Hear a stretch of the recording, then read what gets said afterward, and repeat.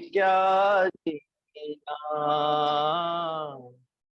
तेरे बिना भी क्या जीना।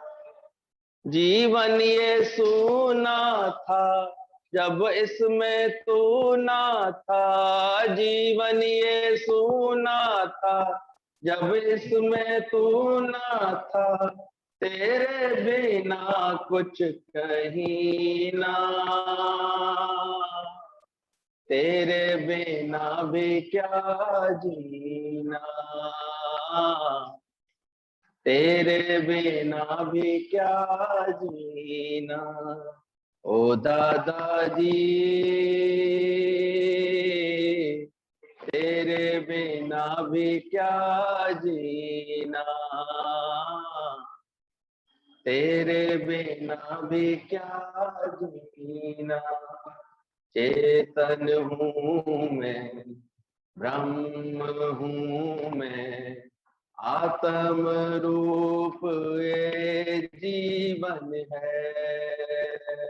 चेतन हूँ मैं, ब्रह्म हूँ मैं, आत्म रूप ये जीवन है।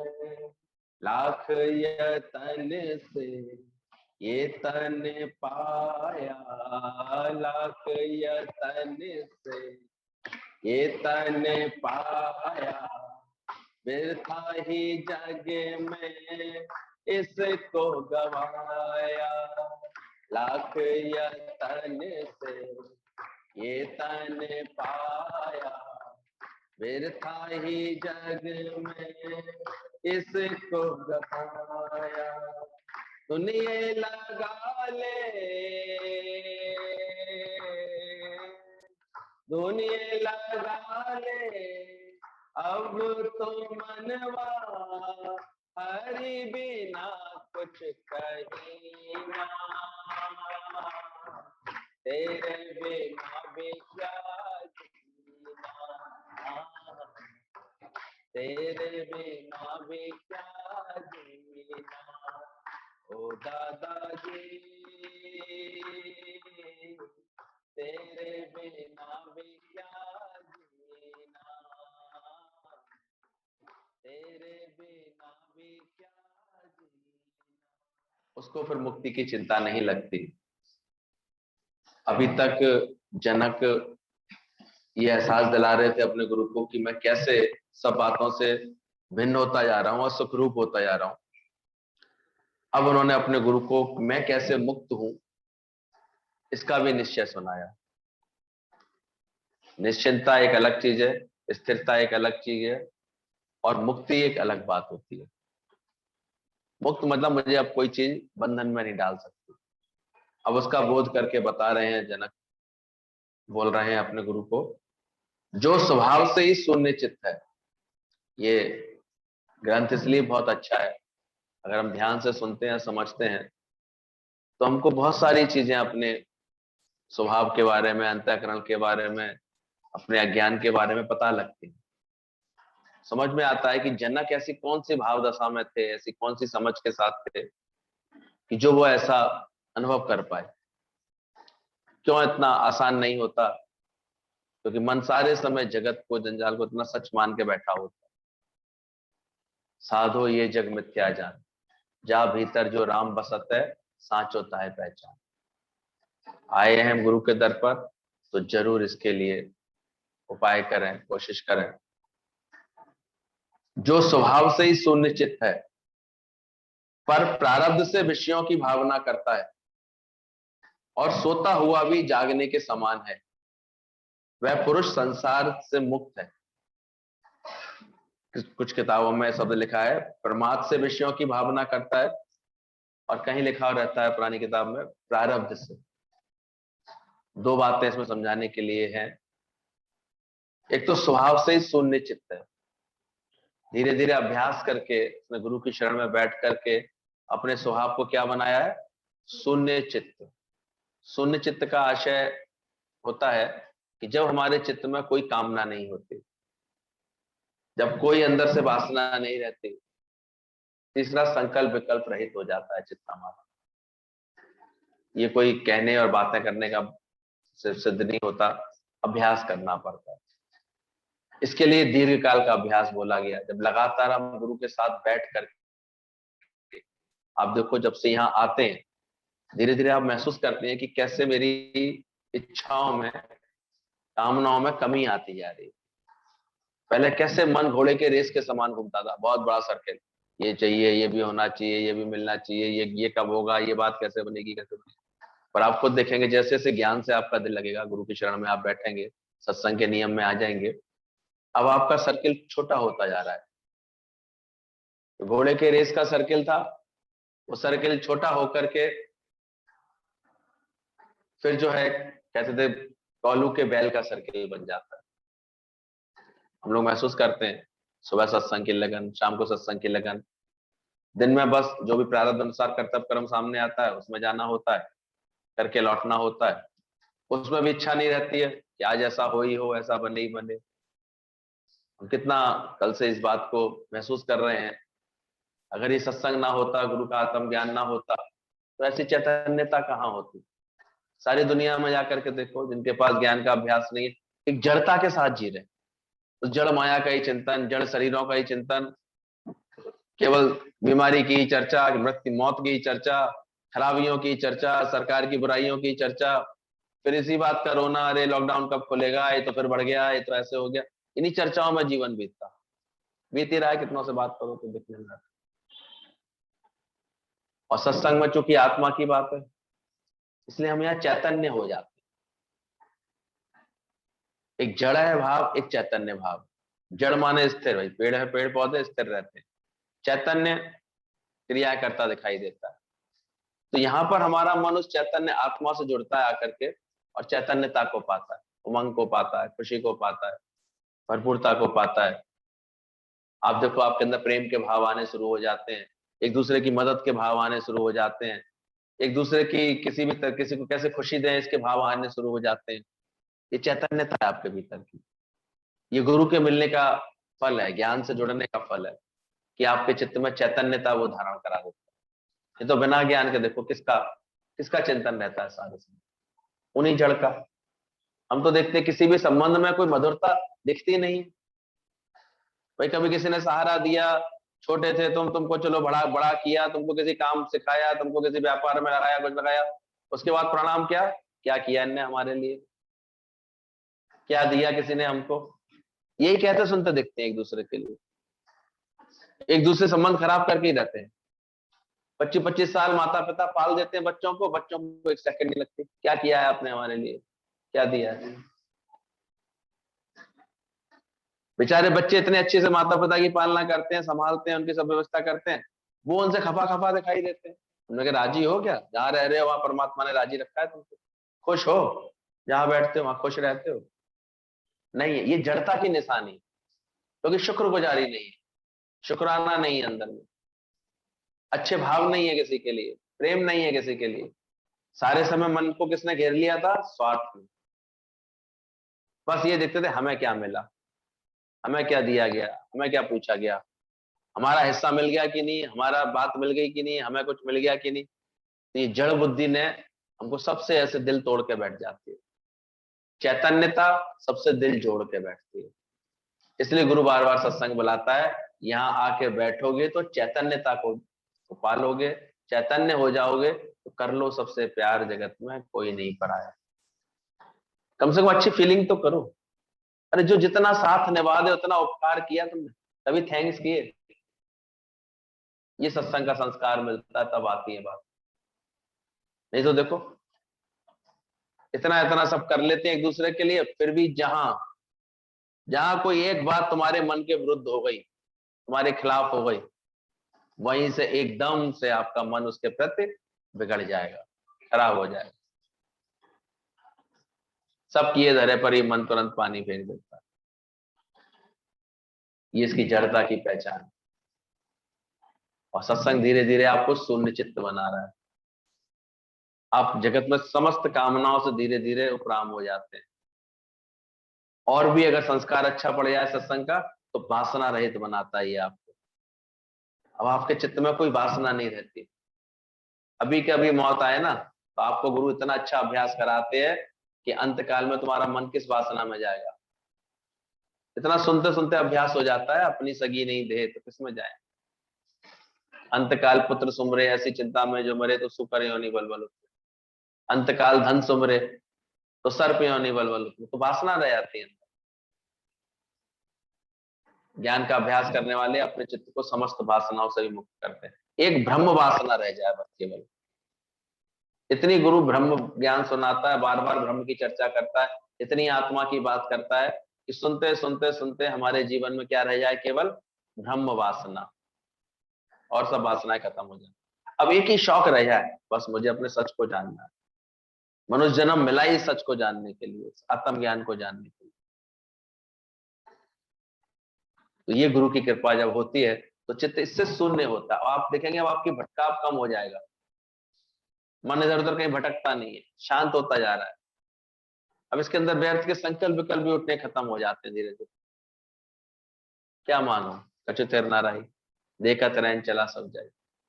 एक विश्वास आ जाता है कि मुझे विश्वास है वो मेरे साथ है।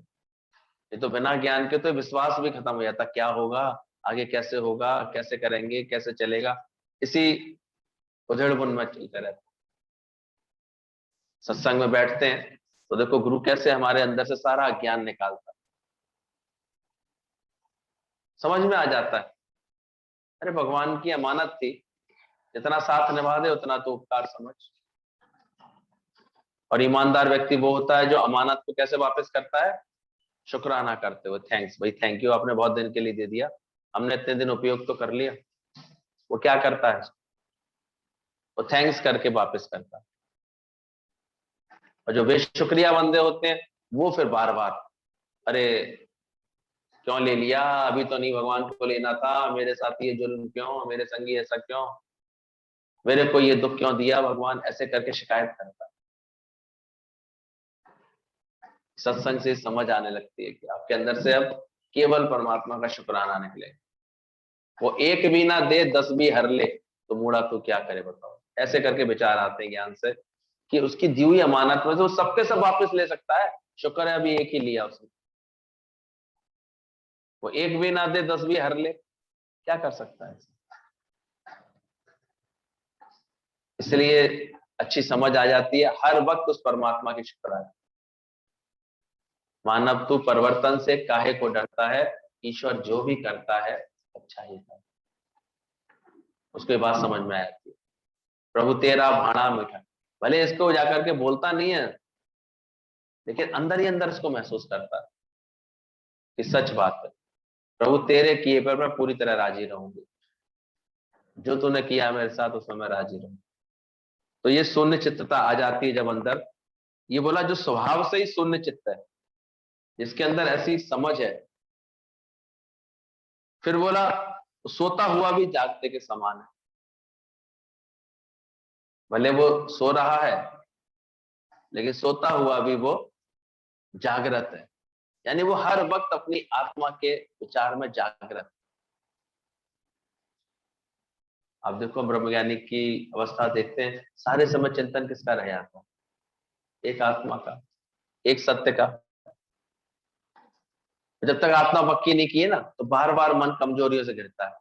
ऐसा क्यों हुआ, मेरे संग ऐसी घटना क्यों घटी, मेरे संग ये बात क्यों हुई। जैसे से जिसको इतनी दृढ़ आत्मा हो जाती है उसके लिए हर घटना एकदम शून्य हो जाती है, जीरो। ये अंदर का अभ्यास करा देता है गुरु की, जागते हुए भी सोते हुए भी जागृत के समान रहता है। वो हर वक्त इस भाव में जाग रहा है, कैसे मैं आत्मा हूं, कैसे मेरा नाश नहीं है, one day this body will leave me. वो शरीर की उसके अंदर से भाव ही खत्म हो जाता है, लग समझ में आ जाता है कैसे सत्य स्वरूप हूं, आत्म स्वरूप। सोते हुए जागता है वह पुरुष संसार से मुक्त है, पर प्रारब्ध से विषयों की भावना करता है। अब दूसरी एक बात दिखाई देती है कि ब्रह्मज्ञानी कहाँ तो इतनी ऊंची बात कर रहा होता है, कहाँ लोगों को लगता है ये भी तो बैठे तो हैं, खा रहे हैं, पी रहे हैं, चर्चा कर रहे हैं, मिल रहे हैं, ये सब कर रहे हैं। तो इसको भी आज इसमें स्पष्ट किया जनक ने, अब प्रारब्धवश उसको जो भी कर्तव्य कर्म मिले हुए, जो भी मिला हुआ जीवन जैसे मिला हुआ है, उसमें वो विक्षिप्तता को भी प्राप्त नहीं होता।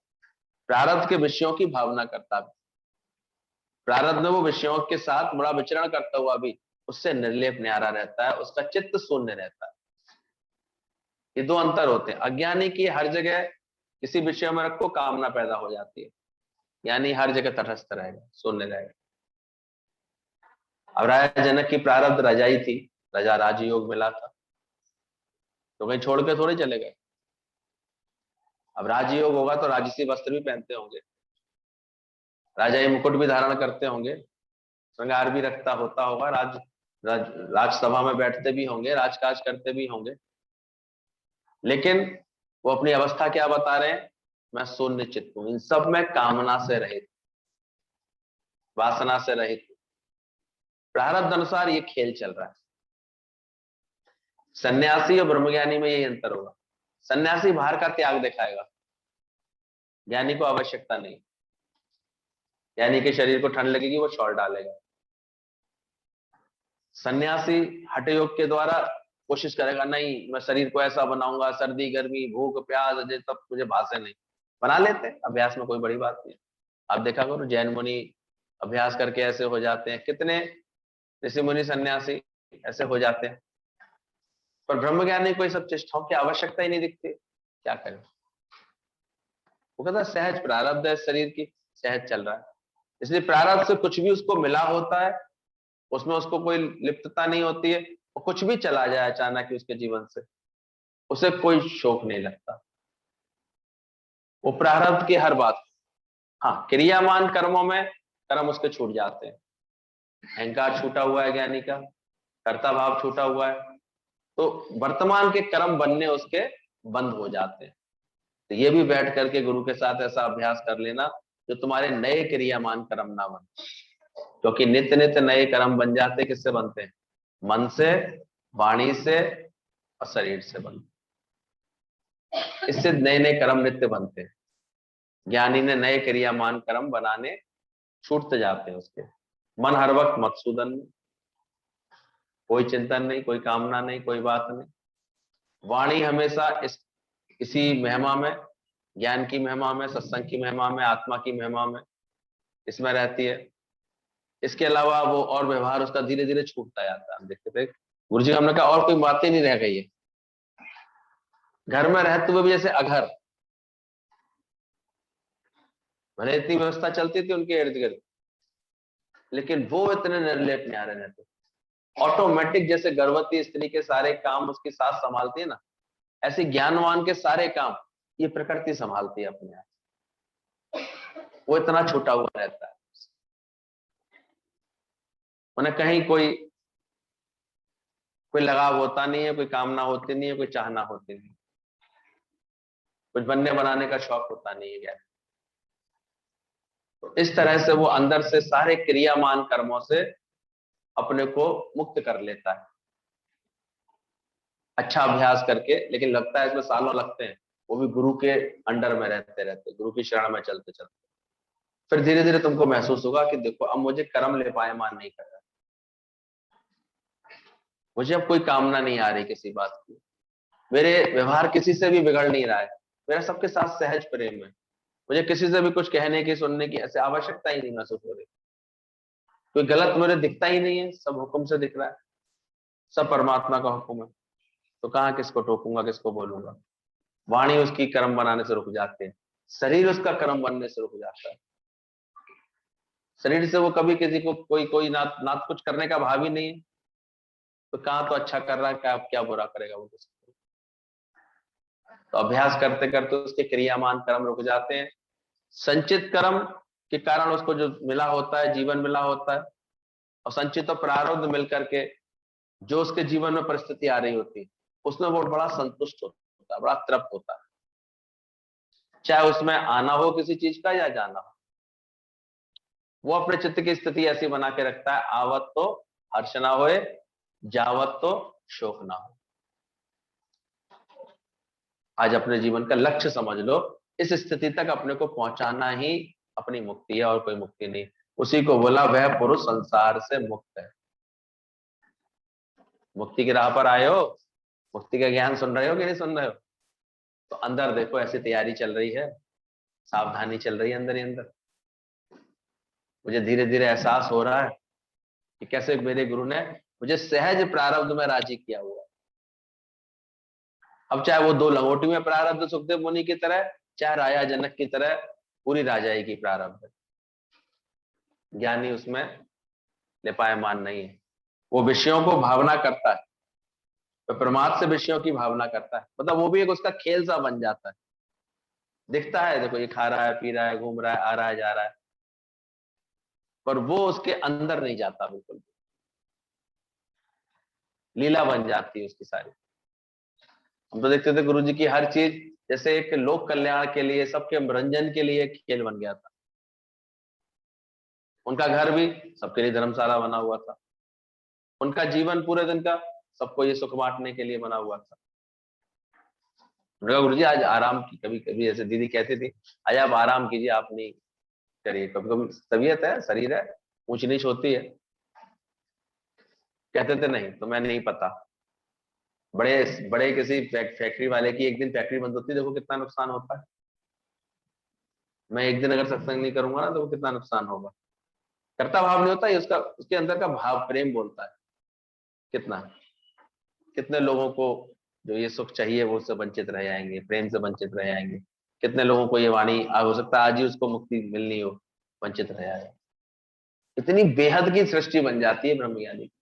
आज तक हम श्याम डैडी को क्या देखते हैं कि हर दूसरे दिन वो यूट्यूब पर फिर से अपने एनर्जी के साथ बता रहे हैं।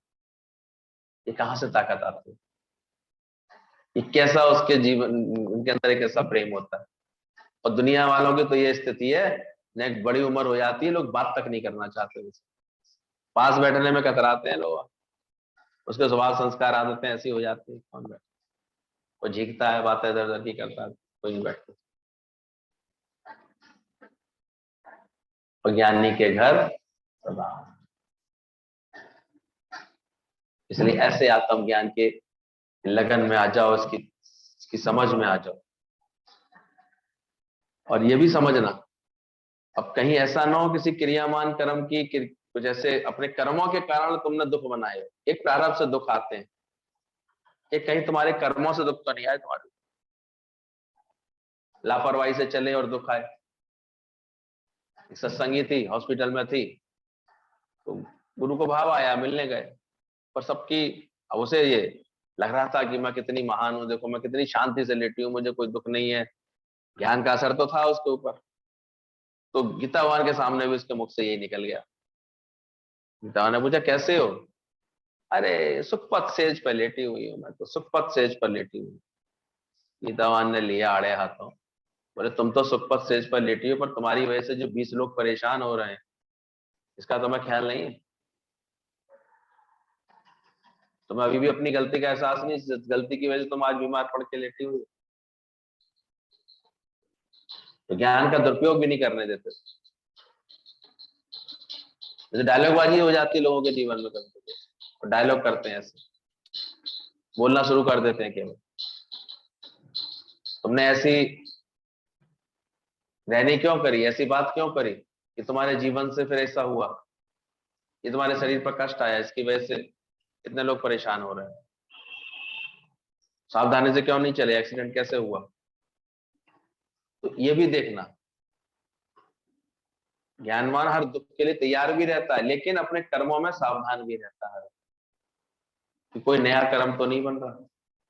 हाँ, एक प्रारब्धवश कोई बात आती है उसमें संतुष्ट रहता है, खुश रहता है, लेकिन अपने किसी गलती से, किसी नादानी से, किसी दुर्व्यवहार से वो कोई ऐसा संकट बनाता नहीं रहता बैठकर। ऐसी मूर्खता वाला नहीं होता है चलनी में दूध धोए और कहे कर्मों को दोष से, ऐसी समझ नहीं होती। इसलिए ज्ञानी सहज होता है, इसलिए उसका जीवन एक हमेशा आपको एक बड़ी संतुष्टि में, शांति में दिखाई दे, प्रकृति में दिखाई दे। तो वह पुरुष संसार से मुक्त होता है जो ऐसी समझ के साथ रहता है। इतनी सहजता रहती ज्ञानी के अंदर। सुनाते थे कि एक संत बैठा था सहज में, अचानक ही उधर से चोर निकले और चोरों के पीछे पुलिस लगी हुई थी। उन्हें कुछ और नहीं सुझाई दिया, जो सामान लेके वो दौड़ रहे थे तो ढंग से दौड़ नहीं पा रहे थे, वो बक्सा उन्होंने संत के पीछे रख दिया, कुटिया के पास, कुटिया के अंदर जाके रख दिया, छुपा दिया और खुद इधर से उधर से निकल गए। पुलिस आई थोड़ी देर में, उन्होंने देखा संत के पास ऐसे ऐसे सामान रखा हुआ है। उन्होंने संत को पकड़ लिया। पुलिस वाले तो पुलिस वाले होते हैं, अच्छा अभी चोरी करके भाग रहा था, अब संत बनने का नौटंकी कर रहा है, चल सामान मिल गया। उन्होंने सामान से मतलब था, लेके पकड़ के ले गए। संत बहुत शांत रहा। संत की तो इच्छा तो थी नहीं, उसकी कोई गलती थी नहीं, प्रकृति से अचानक ही कोई बात बन के आ गई है, ठीक है। पुलिस थाने पहुंचा, क्या था, तुम कौन, कैसे तुमने, बोले पूरी बात मेरी सुनिए तो यही है, मैं भगवान के हुक्म से बैठा हुआ था, भगवान के हुक्म से झपकी लगी हुई थी, भगवान के हुक्म से कोई आया, भगवान के हुक्म से सामान रख के छोड़ के चला गया, भगवान के हुक्म से पुलिस आई, भगवान के हुक्म से सामान मिला और भगवान के हुक्म से मैं आपकी जेल में आ गया, थाने में आ गया। दरोगा भी ऐसे ही था, बोल रख डालो इसको जेल में, अभी सुबह न्यायालय ले आएंगे तब वहां देखेंगे क्या होता। जेल में चला गया, वहां भी अपने भगवान की मस्ती में रहा। उस दिन सुबह जब जज के सामने केस पहुंचा, उसका तो यही स्टेटमेंट, जो सच बोलता है उसका स्टेटमेंट बदलता भी नहीं, एक ही बात बोल रहा है, भगवान के हुक्म से बैठा था, भगवान के हुक्म से दो व्यक्ति आए, भगवान के हुक्म से बक्सा छोड़ गए, भगवान के हुक्म से पुलिस आई, भगवान के हुक्म से जेल पहुंचा, भगवान के हुक्म से आपके सामने। जज सच्चा था, होशियार भी था, वो समझ गया जो इतने भगवान के हुक्म को मानता है वो गलत काम क्या करेगा। उसने उसको छोड़ दिया, बोले ढंग से चोर को ढूंढ के लाओ, ये सच कह रहा है, इनको छोड़ो। छोड़ दिया उनको। संत बाहर आके कहता है भगवान के हुक्म से छूट भी आया। तो प्रारब्ध में कैसा भी खेल चल रहा होता है, कैसी भी बात चल रही होती है, अगर ज्ञान पक्का होगा अंदर में तो हर बात में क्या समझ में आएगा उसको, हर घटना कैसे चल रही है, हुक्म, हुक्मे अंदर हर कोई, बाहर हुक्म ना करो, नानक हुक्मे जे बुझे तो हो मैं कहे। तो ये ज्ञानवान की सुंदर समझ होती है, उसे किसी बात में बहुत रिलैक्स रहता है। मुझे बताते थे कि गुरु नानक देव को डाला गया जेल में, बाबर को उनसे ऐसी थी, उसको लगता था कि ये बन जाए, मुसलमान बन जाए, ये बनते नहीं थे, तो उनको जेल में डाल। वहां भी देखा तो बड़े आराम से, जेल में भी आराम से जेलर साहब बन के बैठे हुए। अभी अचानक ब्रह्मज्ञानी को जेल पहुंच जाए, कुछ ऐसी बात आ जाए जीवन में, कोई घटना, तो क्या उसे विचलित देखोगे, परेशान देखोगे? वो परेशान होता है क्या अंदर में? वो तो जहां रहेगा वहां उसका आनंद है। इसलिए कभी परिवर्तन आए जीवन में, वही क्षण होते हैं तुम अपने ज्ञान को पहचान पाते हो कि देखो मेरा ज्ञान कैसा है, मेरे पास सही समझ है गुरु की। इसलिए कभी अचानक कोई परीक्षा है, कोई बात है ना, तो उधर परमात्मा के शुक्राने करना कि शुक्र भगवान, नहीं तो कैसे पता लगता, मैं अभी तक तो बोल ही रहा था केवल। अचानक कुछ बिछोड़ा हो, अचानक कोई नुकसान हो, अचानक कोई बात आ जाए जीवन में, बन के शांत रहता है मेरा मन अंदर से।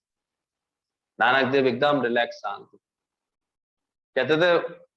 बाबर आया तो देखता है कि चक्की चलाने की उनको दी गई थी सजा, चक्की अपने आप घूम रही थी। वो भी था धार्मिक, तो वो भी था, ऐसा ये क्या मजारा देख रहा हूं मैं, चक्की अपने आप चल रही, भैया छोड़ो, ये तो बड़ा कोई सिद्ध पुरुष है। मुझे कहते चक्की अपने आप नहीं चल रही थी, पर इतने कर्ता भाव से रहित था ज्ञानी। ज्ञानी के हर कर्म कैसे दिखाई देते हैं, हम लोग क्या कह देते हैं, चक्र चल रहा है ऐसे, कोई अपने आप हो रहा था, ऐसा लग रहा था कोई कुछ कर नहीं रहा, हो रहा है सारा काम। तो चक्की अपने आप चल रही है कि नहीं चल रही?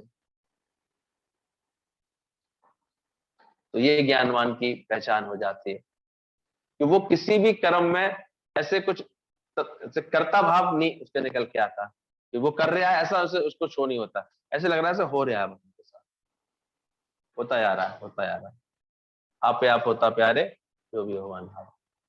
तो इसलिए वो प्रारब्ध में विषयों की भावना करता हुआ भी, सोता हुआ भी जागते के समान, और वो मुक्त है, उसकी कहीं भी कोई संग्रह बुद्धि नहीं होती है ज्ञानी। इसलिए देखो वो लेटेस्ट खाएगा पिएगा रहेगा, धारा अनुसार है, संग्रह बुद्धि है नहीं। अज्ञानी तो आज लाएगा फिर रखेगा, जब दामाद आएंगे तब ये चादरा बिछाऊंगा। अज्ञानी कहेगा निकालो भाई लाओ आज, कल का पता नहीं है, यूज करो उसको। संग्रह बुद्धि होती नहीं, इसलिए लोगों को समझ में नहीं आया। सोचते तो बड़े मजे में तो क्यों, क्योंकि इनके पास समझ है, इसलिए मजे में। आज का खर्चते हैं, खाते हैं, मौज में रहते हैं। वो संत थे तो संत ऐसे एक रोटी बनाते थे, आधी आधी करके खाते थे, फिर दूसरी रोटी बनाते थे, फिर आधी आधी करके खाते थे, तीसरी रोटी बनाते थे आधी आधी। किसी ने कहा आपको 4 रोटियों की भूख है तो इकट्ठी 8 बना लो, 4 4 खा लो। बोले भाई ये किसका मुंह देख लिया हमने सोई से। अरे हम अपने आनंद में है, इसका भी हमारा आनंद ले रहे हैं। आधी बना लेते हैं, खा लेते हैं, फिर देखते हैं अभी और भूख लग रही है और बना लेते हैं, फिर खा लेते हैं। इतना भी संग्रह क्यों करें।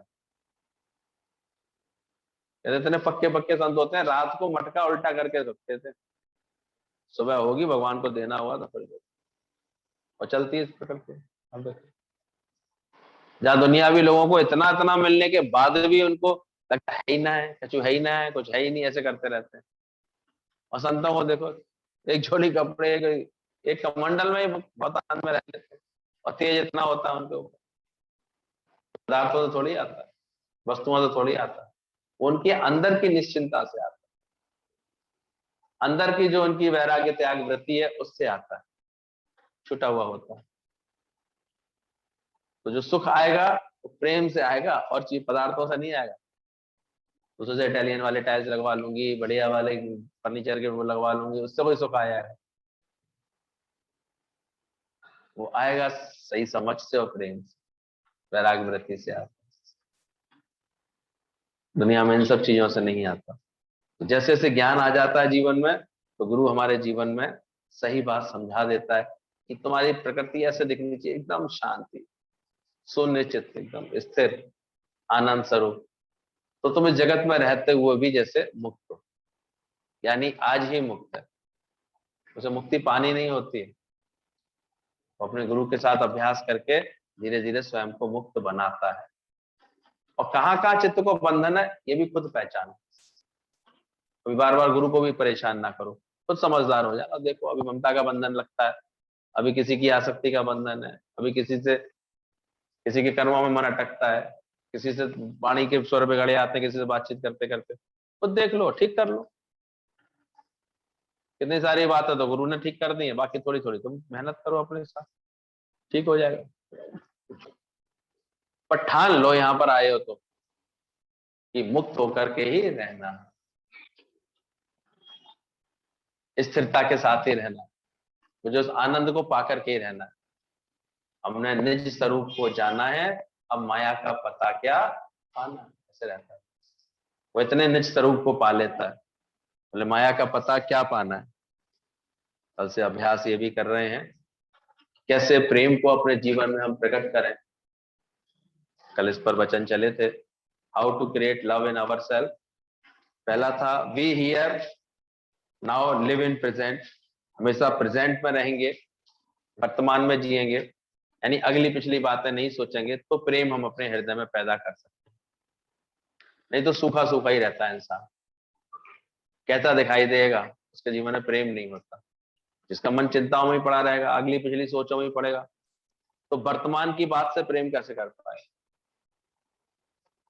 ज्यादातर लोग देखो एब्सेंट माइंड होते हैं, बैठे यहाँ हैं सोच कहीं और की रहे, बैठे मायके हैं ससुराल की सोच रहे हैं, ससुराल बैठे हैं तो मायके की सोच रहे हैं। तो गुरु हमको ये अभ्यास सिखाता है, जहां हो वहीं पूरी तरह रहो, उसी को एंजॉय करो। जहां भगवान ने रखा है तो live in present, transfer your poison into honey, दूसरा वचन चला था। कुछ लोग प्रेम करते हैं लेकिन साथ में ईर्ष्या भी रखते हैं, नफरत भी रखते हैं, मालकियत भी रखते हैं, गुस्सा भी रखते हैं। अब इतने सारे जहर जिस दिल में होंगे, उस दिल में प्यार कैसे जिंदा रहेगा। तो इन जहर को निकालो, turn your poison into honey, सारा जहर अपना अमृत में बदलो, शहद में बदलो। जितनी कड़वाहट है तुम्हारे दिल में, जितनी किसी बात को लेके खपा है, मन उलझा, उसको धीरे धीरे पहले प्रेम में बदलो, मिठास में बदलो, और उसके पीछे ये जो भाव होते हैं इनको जीतो। क्यों किस बात की ईर्ष्या रखना, किससे किस बात की नफरत करना। गुरु जी कहते हैं नफरत तुम किसी से पालोगे, तुम्हारी फ्रेशनेस खत्म हो जाएगी। ना फरहत, फरहत मीन फ्रेशनेस, तुम खुद ही संतुष्ट नहीं रह पाओगे, खुश नहीं रह पाओगे। जैसे उसकी शक्ल देखी परेशान हो जाओगे, उलझ जाओगे। तो क्यों बुरा करके देख रहे हो? एक तनके से भी निंदा की उसने, किसने की थी? एक पूंछ की निंदा की थी तो क्या हुआ था? लोमड़ी ने पूंछ की बुराई की तो कहां पहुंच गई? कैसे कुत्तों ने उसकी दुर्दशा कर दी। तो ऐसे ऐसे दृष्टांत सिद्धांत चलते ही इसलिए कि जल्दी से पहचान लेना, किसी की निंदा नहीं करनी, किसी की बुराई नहीं देखनी है। किसी पर क्रोध आ रहा है तो रूम में जाकर तपस्या करें और अपनी शक्ल देखें आईने में। जब क्रोध में होते हैं तो कितने खौफनाक लगते हैं। सबके भीतर में एक छिपा हुआ हत्यारा भी है और महापुरुष भी है। तो राक्षस को संत बनने का इंतजार करो। Turn your poison into honey. इस तरह तुम्हारा पॉइजन हनी में बदल जाएगा। अभ्यास करते आओ। अभ्यास तेरे की घटता ही है, अभ्यास की कमी से ही अज्ञान बना रहता है। जो अभ्यास करने में पूरे हो जाते हैं वो धीरे धीरे अपना सारा अज्ञान मिटा लेते, छुड़ा लेते। दुख अज्ञान से है, दुख दुनिया में नहीं है जाना। अज्ञान के कारण ही हम दुखी हो रहे हैं कि हाय ये हो गया ऐसा। ज्ञान आ जाएगा तो ये कहेंगे ईश्वर तेरी कृपा से हर काम हो रहा, सब अच्छा हो रहा, ठीक हो रहा। भाई अगर कहीं से हमारा हिसाब किताब पूरा हो जाएगा तो कर्जदार विदा हो जाता है कि नहीं? एक बार तुमने हिसाब किताब करके किसी का कर्जा है, वो तुमने उसे पूरा दे दिया, चुका दिया, फिर वो आएगा तुम्हारे दरवाजे? तो ऐसे ही जीवन में जब हमारे कर्मों का हिसाब किताब पूरा हो जाता है तो प्राणी अपने आप जीवन से चला जाता है। अब जिसका जो हट जाए आपस में दूर हो जाएगा, ये दिखते नहीं है, चले गए। बार बार मन किसी का कह रहा है, सामने दिखते थे, रहते थे, अब अचानक दिखते नहीं है, बड़ा खाली खाली लगता है। हमने कहा लगेगा ही, कर्जा पूरा हो गया, अब चला गया कर्जा, अब कैसे? अब कब तक इसका चिंतन करोगे? अब नया कर्जा जिनके साथ है वो पूरा करो। बच्चों के साथ है, किसी और के साथ है, वो प्यार से काटो। ये दुख भी दुनिया ने क्यों बना रखा है? इन्हीं फालतू बातों सोच सोच के बना लेता है वो। पर दादा ने तो एकदम से बोल दिया ये चोरी है, एक तरह की है। एक आई जो है, किसी को कोई लेकर आया, उसके पति का शरीर शांत हो गया, अब वो रोते रोते आई। दादा ने कहा निकालो निकालो इसको, ये चोर है चोर है। वो सब पका गई है, मुझे चोर क्यों बोला जा रहा है? बोले चोर है कि भगवान की अमानत में खयानत करके बैठी है। अमानत थी भगवान की, भगवान ने वापस ली, तो जो है रो के शोर मचा रही है, इसकी नीयत अच्छी नहीं है। ऐसे शब्द बोल दिए दादा ने। दूसरे दिन वो बिल्कुल ठीक। और जो संग लाई थी पहले दिन तो वो घबरा गई, अरे बेकार में ले गई इसको बेचारी, कैसे कैसे। लेकिन दूसरे दिन देखा वो अपने आप ही उससे पहले तैयार होके आ गई। कारण उसने कहा ऐसा सच मुझे यहां मिला दादा के दर पर, ऐसा मुझे किसी ने नहीं बताया। सबने मुझे झूठी दिलासा दी, लेकिन यहाँ गुरु ने सच सुना करके मुझे ताकत दी। ऐसी ताकत मिलती है कि जल्दी से हम अपना सारा ख्याल बदल लेते हैं। Do not act when you are in negative thoughts. तीसरा प्रेम क्रिएट करने के लिए अभ्यास करना है कि कभी भी ऐसे समय पर बुरे विचार जब हों तब कोई कर्म ना करो, क्योंकि बुराई बुराई को ही जन्म देती है, क्रोध क्रोध को ही जन्म देता है। कर्म अच्छे विचार होने पर ही करो। जब भी तुम बन के किसी को प्यार करोगे तो उसके परिणाम अच्छा नहीं होगा। जब नेचुरल नॉर्मल हो जाए तब जाकर के प्यार करो, करता बन के नहीं, बनावटी स्माइल के साथ नहीं। ये भी आर्ट सिखाते हैं। और यही कारण है दुनिया में लोग केवल दिखावे के लिए करते हैं कर्म। आओ आओ आओ बैठो बैठो ऐसे करते हैं। अंदर अंदर बोले होते खामा कहाँ गई टाइम वेस्ट करने के लिए। तो प्रेम पहुंचेगा कैसे उस तक? सच्चाई है। ज्ञानी वास्तव में निष्कामी होता है, वो वास्तव में सबसे प्रेम करके बैठता है, इसलिए उसके पास अच्छा लगता है, उसके पास हमारा दिल भरता है पूरा। दुनिया में कहीं भी मिल लेते हैं, बोले मित्र घनेरे कर थकी, मेरा दुख ना बांटे कोई, कोई दुख नहीं बांट पाता।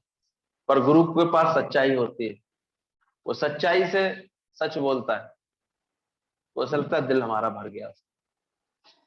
कोई तो है, केवल एक गुरु मिल जाता लगता है सब कुछ मिल गया, सब लौट के आ गया, कुछ नहीं है, कोई बाकी नहीं है, कोई कमी नहीं है।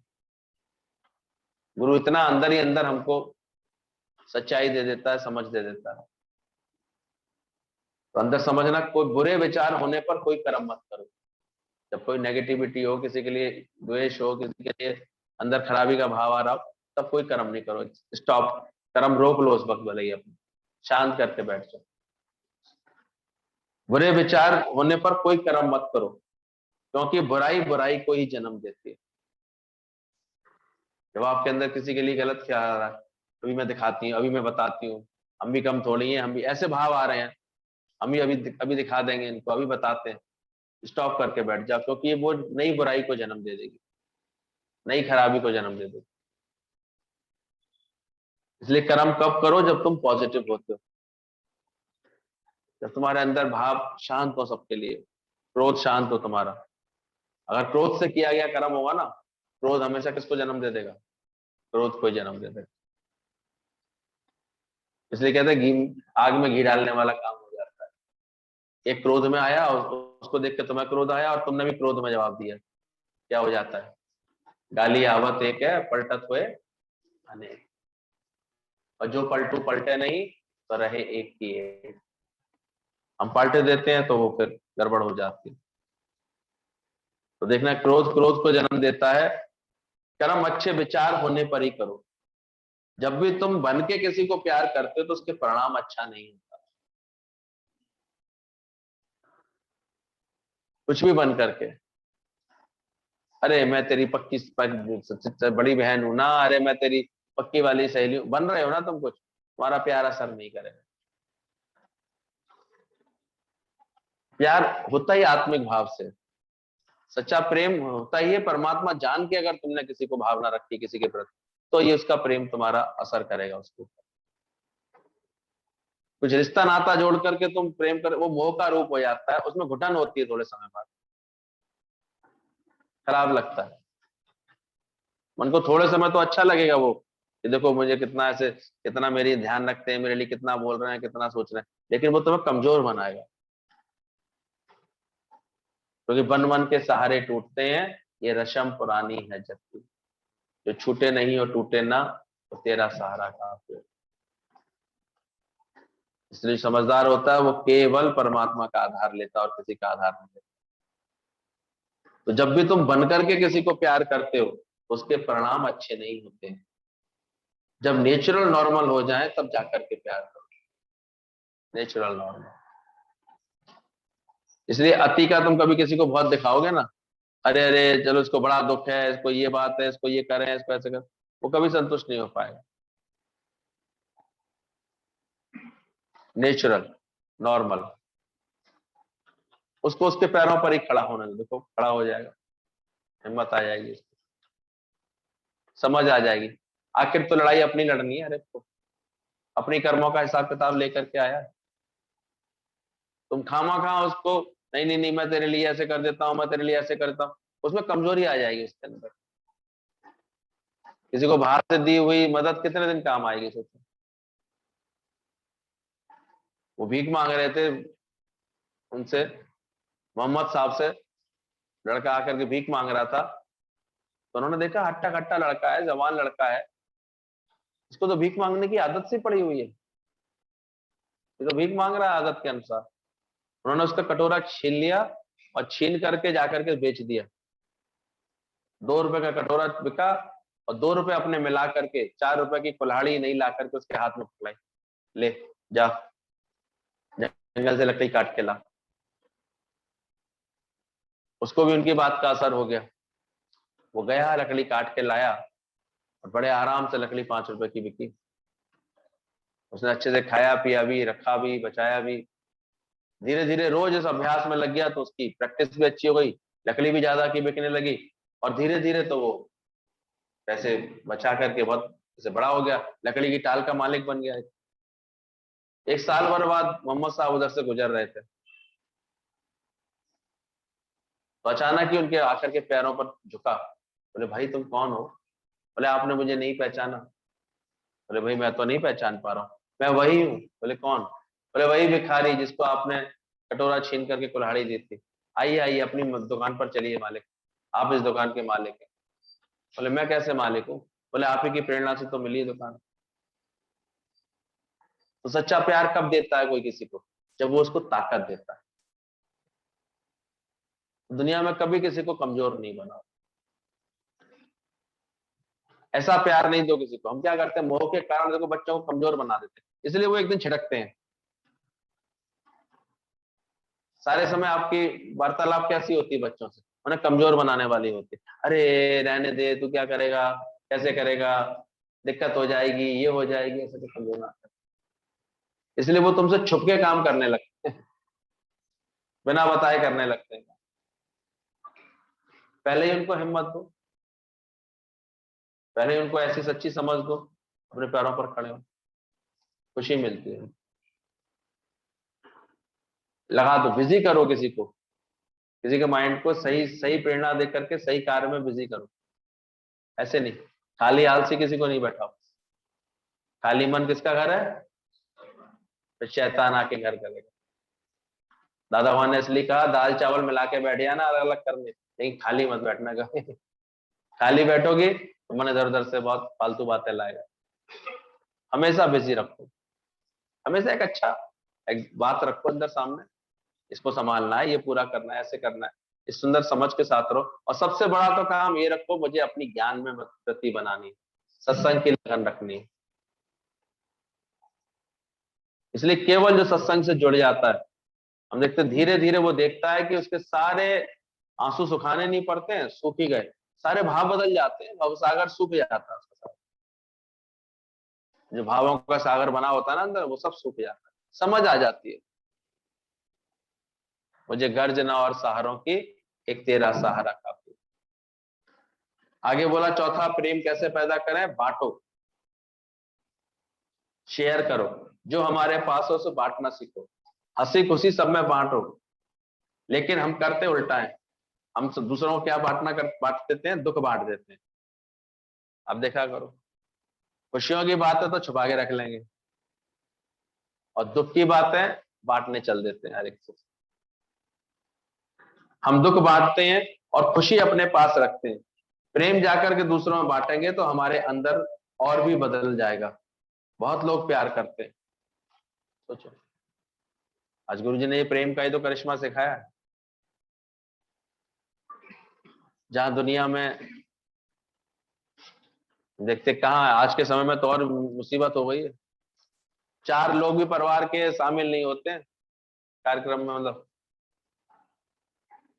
सबको इतना डर लगा हुआ है। लेकिन अपने सत्संगी परिवार में हमने देखा किसी को हुआ, उसकी लगन थी, अपने आप 10 लोग पहुंच गए सत्संगी, बिना कहे। कैसे पहुंच गए?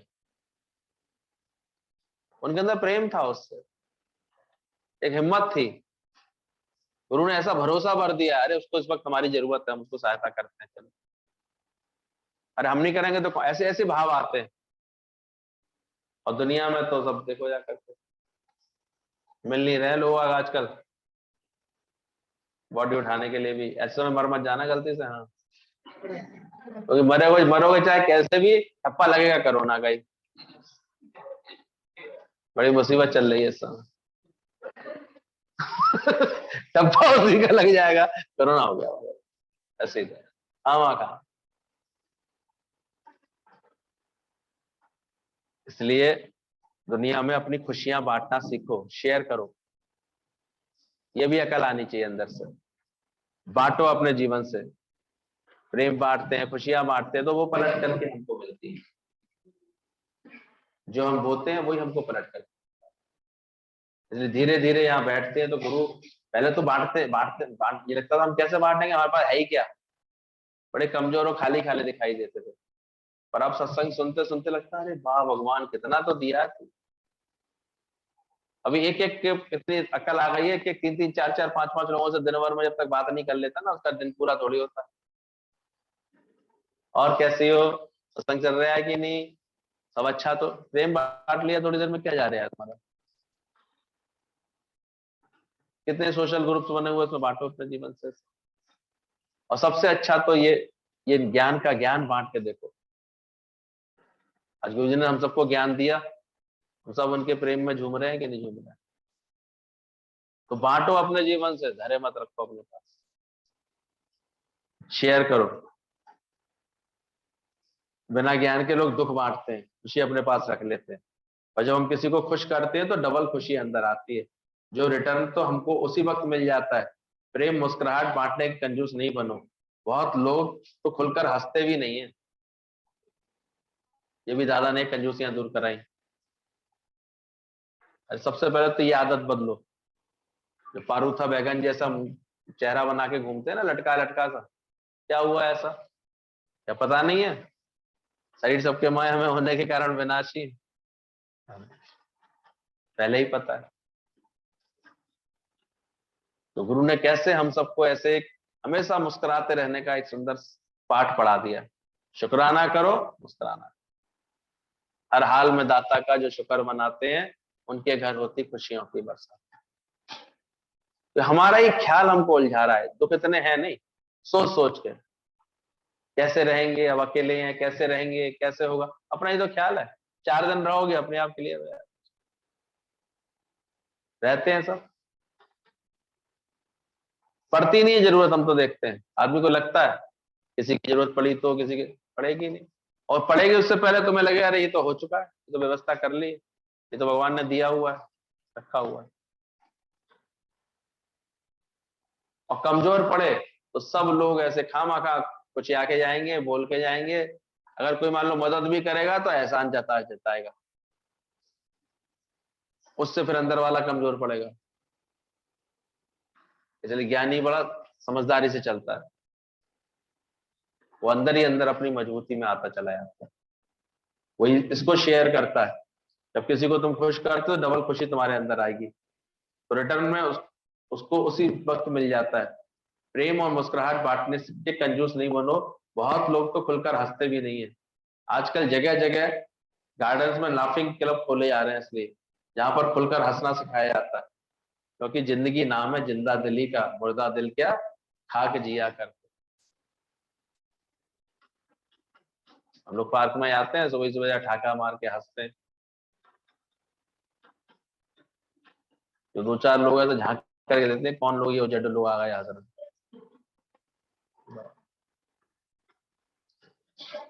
नहीं, हंसना भी आज लोगों को भूलता जा रहा है। इतनी चिंता है, इतनी फिक्र कर ली है कि खुल के हंसना भगवान ने इंसान को ही सिखाया।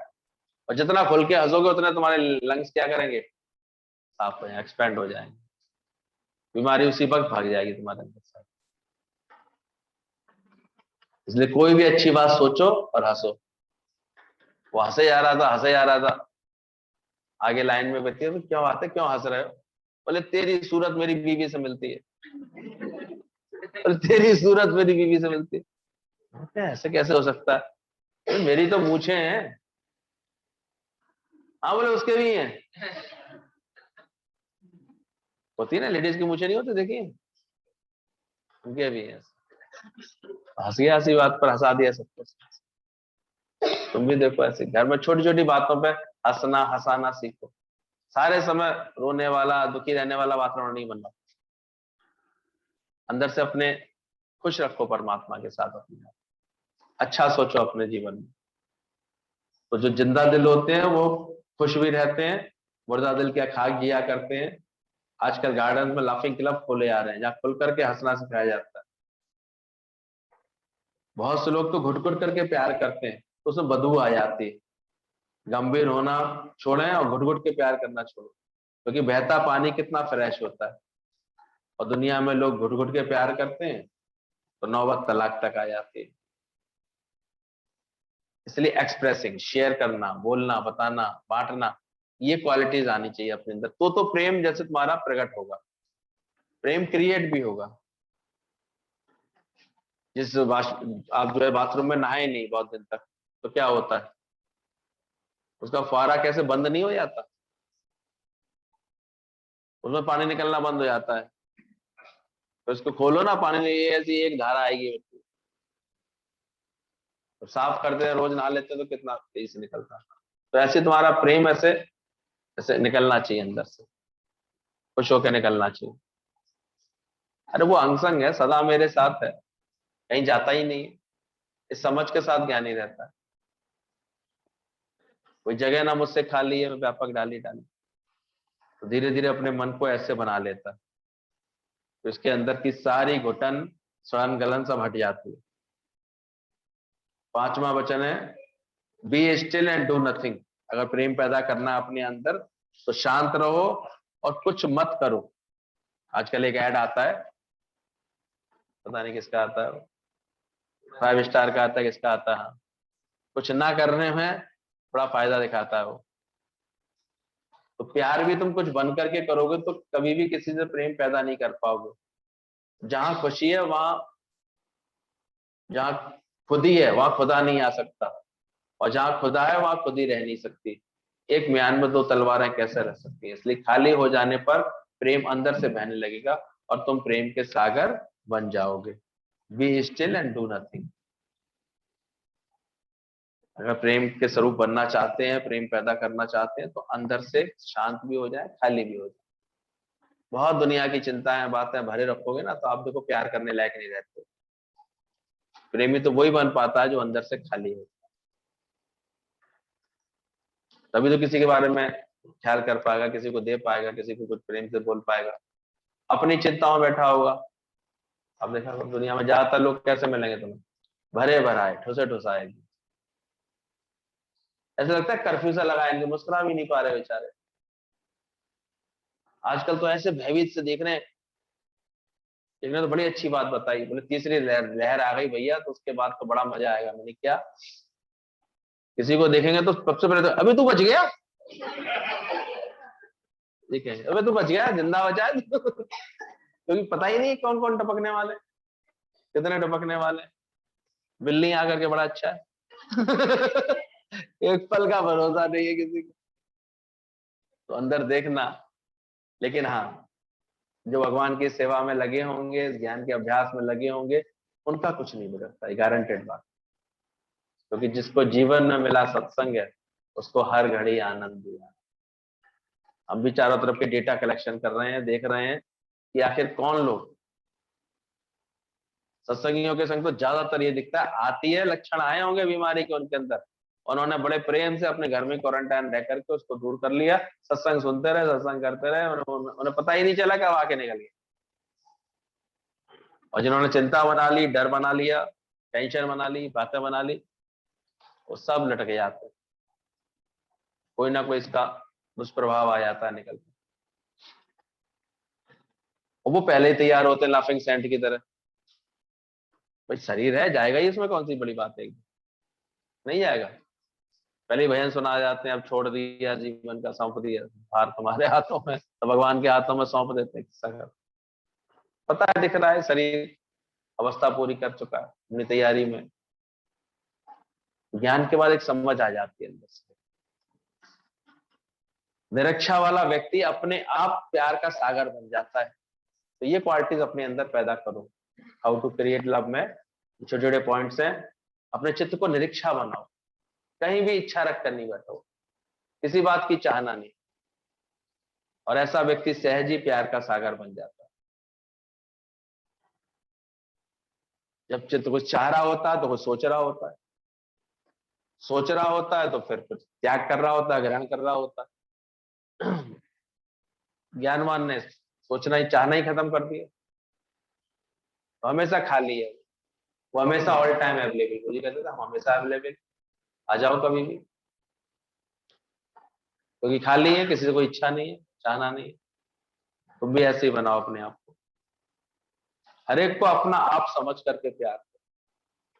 प्रेम ही परमात्मा है। Love takes worth when you one see himself in all. जब सब में अपना ही स्वरूप देखते तब प्रेम जन्म लेता है। दूसरों का बुरा मत समझो, दूसरों को बुरा मत समझो, तुम ही हो तो हो उसमें भी।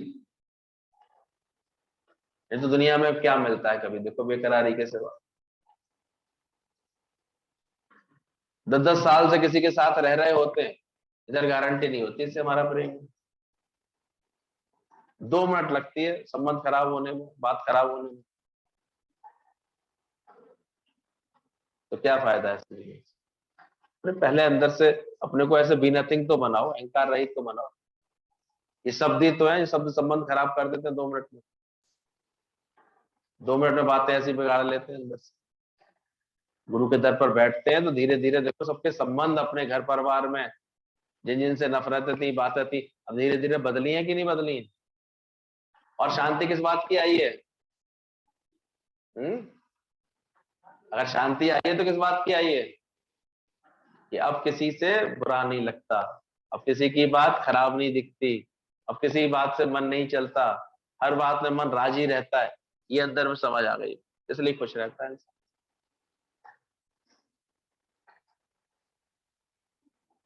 ये ऊंच नीच भेदभाव की दीवारें भगवान से मिलने नहीं देती। ये कर लो सबसे प्यार, कोई नहीं, जो जितना साथ निभा दे उतना शुक्राना करो, थैंक्स बोल करके आओ। ये गारंटेड बात है। तुम इधर से माफी मांग लो किसी से, देखो दूसरा तुमको माफ करेगा अपने आप। मन अंदर से बुराई मिटाना तो दिखे सकल सृष्टि साथ, और बाकी गलत चिंतन करते रहो और रोज कांटों की बेच बोलते बोलते रहो, बैठे बैठे सोचते रहो फालतू की बात, और छोड़ के सब जाना है। टेंशन कर करके एक दिन जाने की तैयारी जल्दी कर लेते हैं और कुछ नहीं करते। क्या मिलता है जगत से बेकरारी के?